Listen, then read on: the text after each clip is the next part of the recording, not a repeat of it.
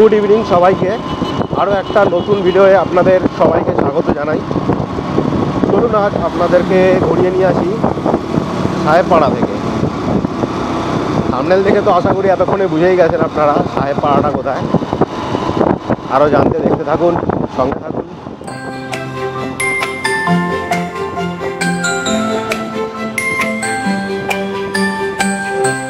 এখন আমরা চলে এসেছি সাহেবপাড়ায়। সাহেবপাড়া মানে হচ্ছে পার্ক স্ট্রিট। পুরাতন কলকাতায় এই পার্ক স্ট্রিটের আগে আদি নাম ছিল সাহেবপাড়া।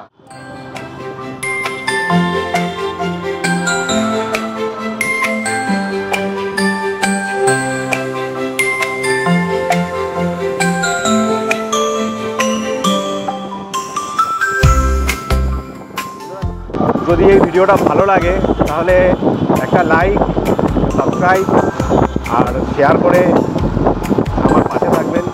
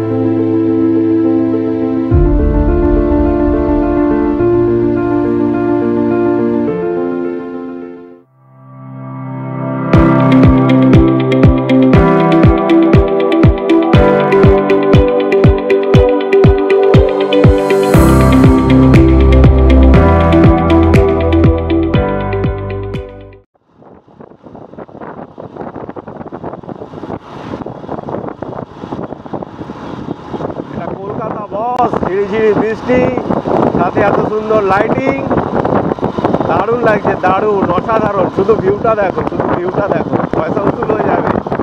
ঝিরিঝিরি বৃষ্টিতে ভিজতে আর কখন কষ্ট হবে না।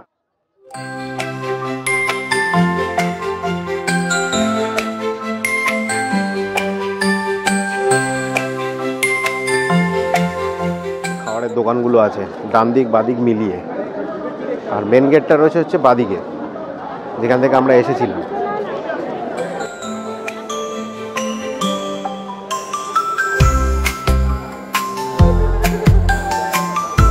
সবাই ছবি তুলছে।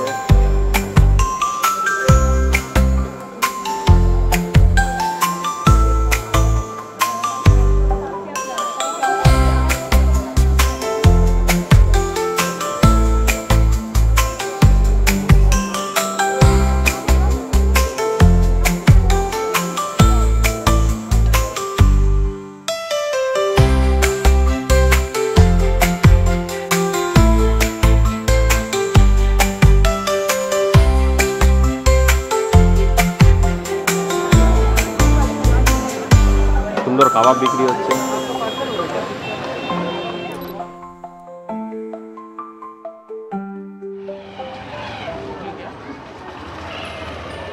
বউ ব্যারাক এই ক্রিসমাসের সময় কেন এত সাজানো হয় সুন্দর করে বন্ধুরা জেনে রাখো। অ্যাকচুয়ালি এখানে প্রথম বিশ্বযুদ্ধের সময় কিছু সৈনিকদেরকে রাখা হয়েছিল। তো এটার কোনো প্রমাণ নেই, কিন্তু এটা কথিত আছে। তো সেখান থেকেই এখানে এই অ্যাংলো ইন্ডিয়ানদের বসবাস। সর্বমোট সব মিলিয়ে এখানে 132টা ফ্যামিলি আছে, যারা এখানে দীর্ঘ বহু বছর ধরে বাস করছেন। এই যে লাল লাল বাড়িগুলো দেখছেন, এখানেই ওনারা থাকেন। ক্রিসমাসের সময় এত সুন্দর করে ওনারা এই জায়গাগুলো সাজান, দেখতে খুবই ভালো লাগে। আমিও দেখছি আর আপনাদেরকে আমার এই ক্যামেরার মধ্যে থেকে দেখানোর চেষ্টা করছি। চ্যানেলটা ভালো লাগলে একটা লাইক, সাবস্ক্রাইব এবং শেয়ার অবশ্যই করবেন।